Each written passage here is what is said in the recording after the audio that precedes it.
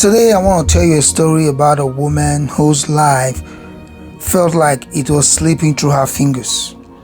A woman most people skip over when they read the Bible. But her encounter with God carries one of the most profound encouragements you will ever hear. Her name was Hagar. Before we get into the moment God met her, you need to know a little about who she was. Hagar wasn't an Israelite. She wasn't born into a covenant family. She didn't grow up hearing the promises of God. Essentially, she wasn't a church girl. She was an Egyptian. She was a servant in the house of Abraham and Sarah. She was a woman without power, without voice, and doesn't have any control over her own life. She did not choose her circumstances. She didn't choose her position. And she definitely did not choose the pain that came with it. One day, the pressure became too much. The mistreatment became too heavy. The emotional weight became too unbearable. So she ran. She ran into the wilderness. She ran into isolation, into a place where she expected to be forgotten. But here is the part that changes everything. While she was sitting by a spring alone, exhausted, ready to give up, God found her. Not Abraham, not Sarah, not a priest, not a prophet.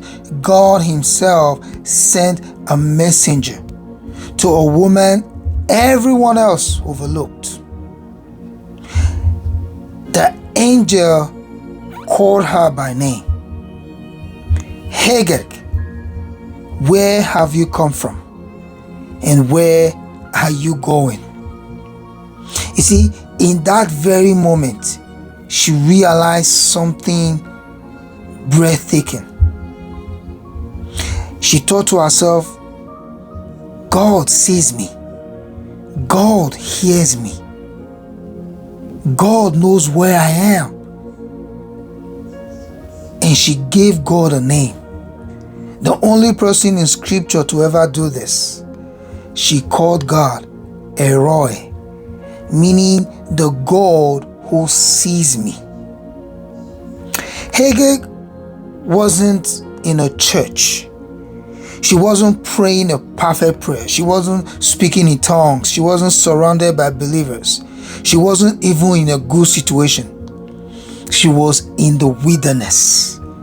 She was in the wilderness, broken, tired, running, and God still came to her.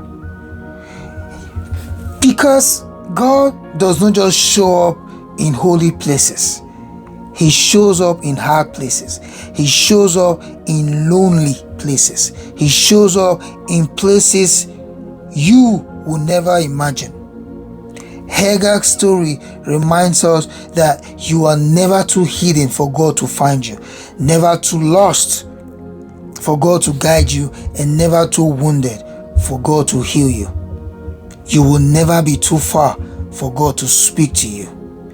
If life has pushed you into a wilderness, if you feel unseen, unheard, or forgotten, Hagar's story whispers a truth straight from heaven that God sees you, God hears you, and God is coming to meet you where you are.